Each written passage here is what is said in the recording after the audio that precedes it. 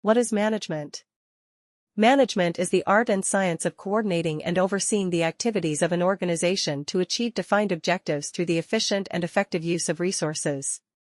It involves making strategic decisions, directing efforts, and aligning resources to ensure the organization thrives in a competitive environment.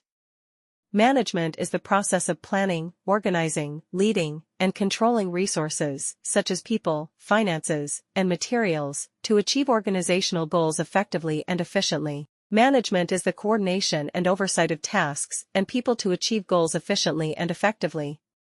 Example: in a hospital setting, management involves ensuring doctors, nurses, and administrative staff work in coordination to provide quality patient care while staying within budget. In summary, management is essential for the smooth functioning and growth of any organization, aligning all efforts towards common goals. Levels of management. Top-level management involves executives, CEO, CFO, etc., responsible for overall strategy and direction, focus on long-term goals and policies. Middle-level management, managers who implement policies and plans from top management. Act as a bridge between top-level management and operational staff. Lower-level management, supervisory, directly oversee day-to-day operations.